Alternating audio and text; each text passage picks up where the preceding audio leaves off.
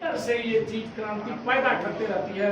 हमारा मन करता है कि इसको अधिक से अधिक लोगों को मजबूती से जोड़ें और इस आंदोलन को आगे बढ़ावें।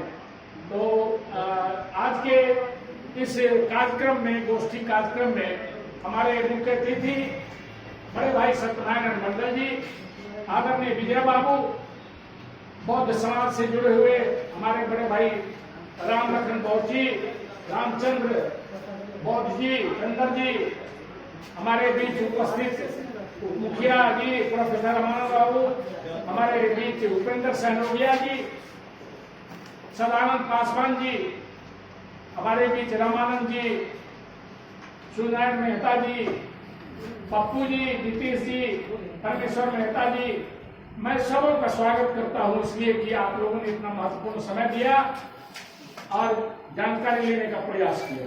साथियों, ये बिंदु है, पहला है जातिगत जनगणना क्यों होगा। जातिगत जनगणना इसलिए आवश्यक है, एक तो पहले समझ लीजिए कि अंग्रेज के काल में जाति जनगणना होती थी और जिस आधार पर प्लानिंग किया जाता है, बजट बनाए जाते हैं। 1891 जाति जनगणना हुई, 81 में पहली बार हुआ, जो प्रकाशित हुआ 91 में, और 10 वर्ष पर फिर होना था, वो नहीं होकर के आगे आजादी के पहले 1931 में अंतिम जनगणना हुई, जिसको आधार मान करके हम लोग चल रहे हैं। जब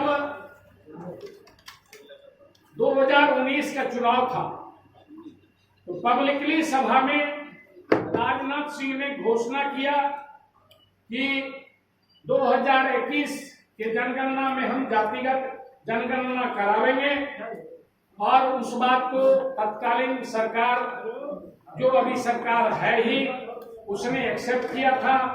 किंतु अभी अभी जो संसद सत्र शुरू हुआ, उस सत्र में गृह राज्य मंत्री नित्यानंद राय ने अपना बयान दिया कि हम पिछड़ों की, ओबीसी की जनगणना नहीं करावेंगे। ये बहुत ही हास्यास्पद बात है, जो वर्तमान मोदी जी की सरकार ने अपने मैनिफेस्टो में लिया था, जगह जगह घोषणाएं की थी। जो मोदी देश में घूम घूम करके, आपको याद होगा कि वो कहते थे कि मैं पिछड़ा का बेटा हूं, हमें लोग ह्यूमिलिएट करते हैं, हमें लोग प्रताड़ित करते हैं, भावना भड़का करके वोट लेने का काम किया पिछड़ों का। और पिछड़ा जब वोट दे दिए तो आज जातिगत जनगणना से वो मुकर रहे हैं, जबकि जातिगत जनगणना बहुत ही आवश्यक है प्लानिंग के लिए, हक हकूक के लिए, पिछड़ों के हकमारी के लिए सरकार प्लानिंग कर रही है। इसलिए जो है बिना खर्च के बताए अभी राम लखन भारती ने, इसमें कोई अलग से खर्च तो होना नहीं है। जातिगत जनगणना कराने में आखिर क्यों उसको परेशानी है, वह यह बात समझता है, जितनी भी बातें प्लानिंग की जाती है वर्तमान भारत सरकार, मोदी सरकार में, सिर्फ इसलिए कि ओबीसी कैसे पिछड़े रह जाए। ये आरएसएस का षड्यंत्र है।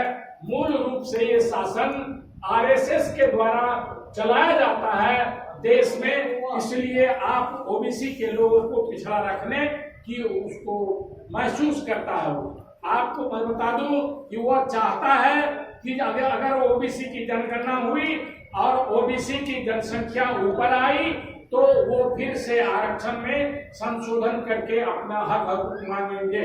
जबकि आप ये भी समझते हैं कि ओबीसी की जनसंख्या बढ़ी है तो आरक्षण फिर से हमारा कमजोर है, कमजोर हो, हमारे लोग पिछड़े रह जाए, हमारे लोग अधिकार की बात न करें, इसलिए वो जातिगत जनगणना नहीं कराना चाहता है, जबकि हमारे हक हकूक के लिए वो आवश्यक है। साथियों, दूसरा बिंदु है, मैं संक्षेप में खींचता हूं, मंडल कमीशन को 100% लागू करना। क्यों आवश्यक? मंडल कमीशन आजादी के बाद, आपको मैं बता दूं कि ये पेरियार साहब के आंदोलन के चलते आजादी के पहले भी राजकाज में जो छत्रपति साहू जी महाराज पेरियार से प्रभावित होकर के 1902 ईस्वी में 50% आरक्षण लागू किए थे, तमिलनाडु में और कोल्हापुर की जो सरकार थी छत्रपति जी साहू जी महाराज का जो राजकाज था, उसमें अपने कर्मचारियों में 50% आरक्षण लागू किया था। और वो किया था, उसका भी और कई सारे कारण है। जब उनका तिलक समारोह था तो आपको जब पढ़िएगा ग्रंथ तो पता होगा कि उसको बिना स्नान किए हुए, गंगा जल से बिना शुद्ध हुए उसको मंत्र उच्चारण करवा रहा था।